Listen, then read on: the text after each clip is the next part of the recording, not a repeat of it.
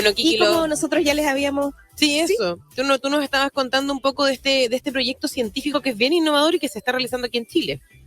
Sí, claro, y que lo que tiene bien interesante es que se trata de enfermedades que son neurogenerativas y uno de repente dice, estos son estas como casi como cuando te dicen, oye, hay un familiar que tiene Parkinson, que tiene Alzheimer o ELA, uno dice, ¿qué se puede hacer? ¿Cómo uno puede conectarse con esto? Y por lo mismo es una súper buena opción conocer lo que se está haciendo por el lado científico, cómo se está trabajando esto. Así que nos conectamos desde ya con la doctora Elisa Zúñiga, académica de la UNCE y directora del proyecto Fundación Copec UC, que ve obviamente estos temas. Así que, ¿cómo está, doctora? Bienvenida. Hola, buenos días. Muy bien, muchas gracias por la invitación. Muchas gracias a usted por su tiempo, doctora. Sí, doctora, muy amable por conectarse con nosotros. Cuéntenos un poco de qué se trata este proyecto de innovación científico que ustedes han estado ahí trabajando. Bueno, en Chile hay mucho estudio acerca de cómo tratar estas enfermedades y del origen de estas enfermedades. Y nosotros estuvimos trabajando en base a los conocimientos ancestrales, un poco mirando la medicina mapuche. De ahí entonces hicimos un símil a un extracto de una planta que se ocupa en la medicina mapuche, que es rica en antioxidantes. Y el gran problema es que todo el mundo sabe que es bueno consumir antioxidantes, pero es tan baja la absorción de estos antioxidantes que las cantidades no llegan al cerebro como para ser suficientes, incluso para prevenir daño. Entonces lo que hicimos en esta innovación fue desarrollar un vehículo que transportara los antioxidantes que estaban probadamente su actividad neuroprotectora y llevarlos al cerebro. Y ahí fuimos exitosos y generamos una patente que protegió la invención que se desarrolló en Chile y se realizaron todos los estudios que pudieran hablar de su inocuidad y eficacia y se logró patentar en Estados Unidos, donde existe una línea industrial que permite hacer estas innovaciones biotecnológicas y esperamos ahora sí que se produzca y que podamos tener este producto en Chile. Entonces es un nutracéutico que es un material que está entre el suplemento alimenticio, por ejemplo los omega 3 que uno compra en la farmacia o el supermercado, y un fármaco que trata una enfermedad. Él está entre medio. Es como un intermedio entre esas dos cosas. Sí, y la idea es que esto, primero nosotros apostamos a la prevención, porque todavía no se producían cantidades suficientes como para tratar. Pero una vez que se produzca, ahí vamos a ver la real potencialidad de esta invención. Eso obviamente es un nivel de avance, podríamos decir, en términos farmacológicos, científicos, para enfrentar este tipo de enfermedades muy importantes. Y yo quería preguntarle, doctora, con respecto a lo que pasa en la actualidad. O sea, usted nos estaba contando y vamos a seguir hablando de, en particular, cómo podría empezar a implementarse o a utilizarse como, no sé si solución, pero para empezar a paliar un poco ese tipo de enfermedades. Pero ¿qué es lo que hay ahora? Finalmente, una persona con un diagnóstico de Parkinson, de Alzheimer, del mal de Huntington, ¿cuál es el pronóstico? ¿Qué es lo que se puede hacer? ¿Cuál es el tratamiento? Porque no se puede curar, pero sí paliar, me imagino, o retrasar sus efectos, ¿no?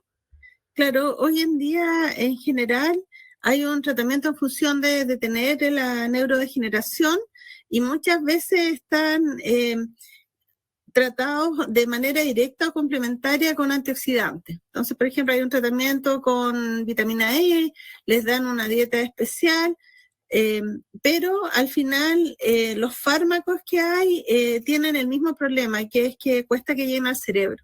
Entonces, en general, hay solo terapias paliativas y al día de hoy, pese a que hay muchas innovaciones y también innovaciones chilenas en el descubrimiento de fármacos, eh, no se utilizan de manera así como un tratamiento real porque son experimentales. Entonces, hoy no hay una solución aún, pero sí con investigaciones mucho más finas de las que nosotros hacemos. Hay muchas científicas y científicos chilenos que están trabajando en nuevas terapias. De hecho, el año pasado se publicitó harto y lo abordaron los medios, una terapia génica que desarrolló la Universidad de Chile, que igual que nosotros también llegó hasta casi una década y que se licenció a Bélgica, pero el problema es que no llega al cerebro. Entonces, la diferencia que hacemos nosotros es que esto llega al cerebro. Lamentablemente, no hay. A mí me ha tocado en esto de estar difundiendo el proyecto y la innovación, que se comuniquen conmigo personas que tienen enfermedades neurodegenerativas y la verdad es que ellos no tienen soluciones y ven a sus familias morir un poco día a día y es bien difícil enfrentar eso. Yo creo que por eso la comunidad científica estamos trabajando arduamente en encontrar estas mejoras que hoy no existen. Doctora, pero y cuando, sí estamos a nivel experimental. Sí, no, que le queríamos preguntar por esta investigación. Esto uno podría llegar a prevenir que pasaran estas cosas. Usted decía que se estuvo mezclando con la medicina mapuche y todo eso. ¿Cómo básicamente ustedes ahí agarraron esto y pudieron decir si es que la gente siguiera cierta dieta, estoy inventando, o comiera X cosa, podríamos empezar a prevenir esto? Es algo que yo creo que no se había escuchado antes. La verdad es que en nuestro ambiente sí se ha escuchado. Sí existe. Por ejemplo, la Organización Mundial de la Salud habla de los 5 al día. No sé si han escuchado esa campaña de comer 5 entre frutas y verduras, 3 verduras, 2 frutas, algunos dicen entre frutas y 2 verduras, y son 5 porciones que uno debería tener para tener los compuestos saludables que contienen estos alimentos. Y nosotros, según la última encuesta de salud, la población en promedio consume 1,5 porciones. O sea, no llegamos jamás a estos 5 al día, y peor aún, esto es dependiente del nivel de educación. Entonces, las personas con mayor educación tienen una mejor dieta que las personas que tienen menor nivel de educación, y eso a la vez va de la mano con lo socioeconómico. La gente más pobre tiene peor educación y come más mal. Entonces, sí, desde organizaciones referentes del país, como el INTA, por ejemplo, se han hecho campañas muy importantes de estos 5 al día. Lamentablemente no lo hacemos. Nosotros somos un país que se compara con los países que comen más mal en el mundo, que son los países desarrollados. Por ejemplo, Estados Unidos, Canadá, Grecia, nosotros, España, estamos en países que comemos demasiado y comemos mal. Entonces, bajo esa premisa, en un país que tiene ese comportamiento, igual cuesta entender, porque somos un país productor de frutas y verduras que tenemos la disponibilidad, pero todos sabemos que es caro. Es mucho más barato un paquete de tallarines, por ejemplo, que 1 kilo de tomate. Entonces, bajo esa premisa, tenemos nuestras enfermedades crónicas no transmisibles, que son las enfermedades que se producen por los malos hábitos de vida. Dentro de ellos, no dormir, el estrés, comer mal, comer muchos hidratos de carbono simples, harinas, por ejemplo, azúcares. Finalmente, somos parte de los 40 y tantos millones de personas que mueren anualmente en el mundo por estas enfermedades. Es obviamente es un tema bien, bien delicado con respecto sobre todo a lo que usted menciona, doctora, sobre la alimentación. Para los que nos van escuchando y se están haciendo quizás la misma pregunta o se sienten un poco identificados con esto de comer mal a la hora de prevenir este tipo de enfermedades más allá de la predisposición genética, algunos tips, por ejemplo, para tratar de alimentarnos mejor a pesar del costo, ¿no? Quizás hacer alguna variación, cambiar algo en la dieta que pueda servir. ¿Qué podría ser? Bueno, el primer tips es tener la esperanza de que estas enfermedades se pueden prevenir. Y estas enfermedades son neurodegenerativas, Parkinson, Alzheimer, por ejemplo, todo lo que no sea de origen directamente genético. De las enfermedades neurodegenerativas, solo el 2% es genético. El resto son por nuestros malos hábitos. Hay una ciencia que estudia cómo se activan y desactivan genes que se llama epigenética. Y entonces nosotros desde el feto, o sea, mi recomendación y mi tip es desde que usted está embarazada, empiece a consumir los 5 al día que propone la Organización Mundial de la Salud y que ha promovido tanto el Instituto Nacional de Tecnología de Nutrición y Tecnología de los Alimentos, el INTA, que es nuestro referente en Chile, y que consumir eso, el tip es tan simple, alimentarse bien en esas porciones ayuda a que usted no exprese los genes que están asociados a estas enfermedades. Primero, que engorde menos. Segundo, que tenga mejor desarrollo neuronal. Incluso su piel va a estar mejor, de cosas tan simples.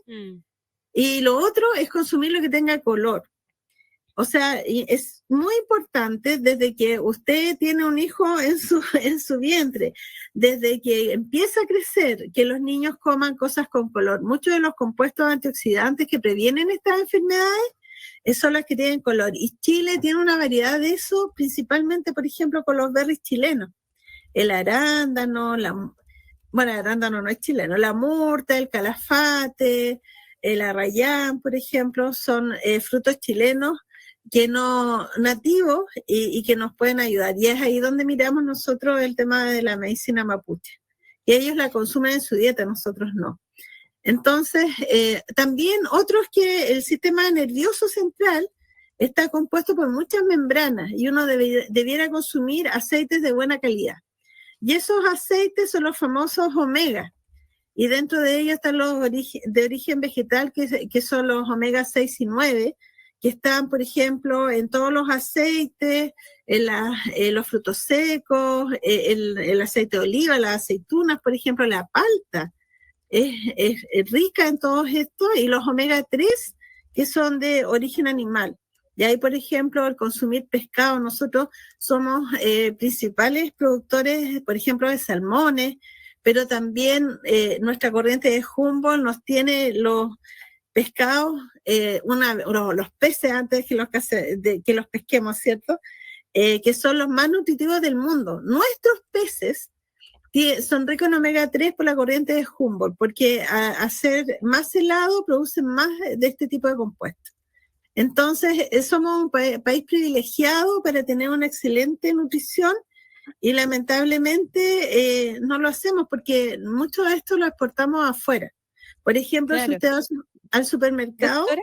El tarro de atún no es chileno. Ese atún no es chileno, es tailandés. Entonces no tiene la riqueza de omega 3 que tienen nuestros atunes nacionales o nuestros salmones. Claro.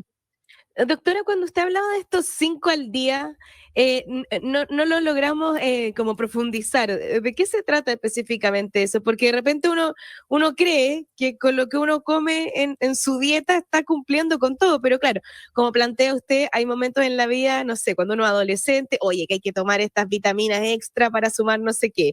Cuando alguien está embarazada, oye, que tienes que tomar esta pastilla de ácido fólico o estas de vitaminas XX. Y uno dice, ¿cómo esto no se va cubriendo solamente con nuestra dieta?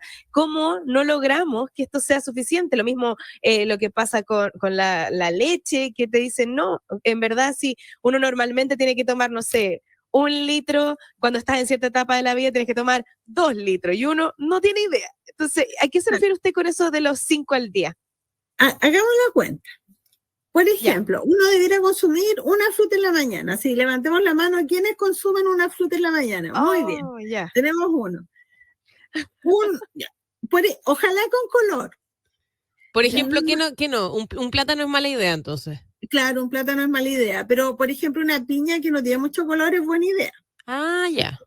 O sea, no todo lo que no tenga color es malo. Ya, no, obvio, claro. Entonces, pensemos en las porciones, son así. Un puño es una porción. Esa es una porción. Ya. Claro. Entonces, una fruta de este porte, tampoco se trata de comerse una sandía, no, una fruta, un puño. Ya, ok, hagamos el checklist. Entonces me comí una fruta en la mañana. Después tengo que comer ensaladas. Eso significa que para poder cubrir, por ejemplo, deberían ser 2/3 de mi plato ensalada. De mi plato de hondo, diga, o sea, no hondo, el plato típico de que uno, ¿cómo diría mi mamá que se llama ese plato? el plato fondo. normal. Claro, un plato de fondo. Entonces, 3/4 de ese plato deberían estar con ensalada. Por ejemplo, medio tomate, color, espinaca, espárragos, alcachofas, pudiéramos tener lechuga, selga, zanahoria y beterraga no en tanta cantidad porque recuerden que tienen un poco de azúcar. Entonces, ya ahí tendríamos, ¿comemos eso o serán 2 o 3 pedacitos de tomate, más una que otra lechuga, pedacito de lechuga? Realmente me como los 2/3 del plato o 3/4 mejor, o un plato completo de ensalada. Eso es lo que no sirve solo lechuga. Tengo que mezclar y tener de varios tipos porque cada verduras tiene sus distintos componentes. Luego, ya, ¿quién se come los 2/3 de plato con ensalada? ¿O será 1/3? Sí, Ahí no veo manos levantadas yo. 1/3. Claro. 2/3 del plato de ensalada. No, Depende sí, ya del día. estamos siento que nos estamos desperfilando aquí. Doctora, Ahí pero- estamos en contra. Entonces, y después debiéramos comernos otra fruta a mediodía y después otro plato de ensalada. Entonces, ya, ok, 1/3 de ensalada al almuerzo y 1/3 de ensalada en la noche. Y estoy Oiga, segura doctora, que no. Claro, qué importante sería que esto nosotros lo entendiéramos desde chico. O sea, si usted, como nos está planteando, toda esta situación relacionada con estas enfermedades neurodegenerativas, si uno realmente lo entendiera, que no es el tema de no simplemente lo que me voy a comer hoy día, sino que ligado a algo tan importante que te va a marcar para el resto de la vida, probablemente todos lo haríamos, pero ahí estamos fallando en educación, en general, en cómo uno forma a los niños también. Así que qué bueno que este estudio que ustedes están haciendo ya haya estado licenciado por la industria, ya haya ido avanzando y hayamos podido también tener esta conversación donde, bueno, analizamos hasta lo que estamos comiendo 5 veces al día. Así Bueno, que, sería bueno. bueno, antes de terminar, si me permite, decir que eso ha cambiado. Desde párvulos, la educación parvularia se está haciendo cargo, nosotros también, acá formamos la UMSE profesores de ciencias también, y eso está cambiando, pero hay una deuda con la generación, que yo a veces le digo la generación perdida, porque ya tienen las enfermedades, y eso no es así. De hecho, ese cambio se ha notado en que los adolescentes son más delgados que antes. Ellos están haciendo cambios. Y lo otro es que estas enfermedades se gatillan por estrés. Por lo tanto, el no tener una vida que uno pudiera disfrutar, tener recreación, poder dormir bien, tampoco asegura que con solo la alimentación sea suficiente. También tenemos que tener esta otra parte. Oiga, usted dijo la generación perdida y que no son los jóvenes de ahora. ¿Quiénes son esta generación perdida para más o menos poner atención?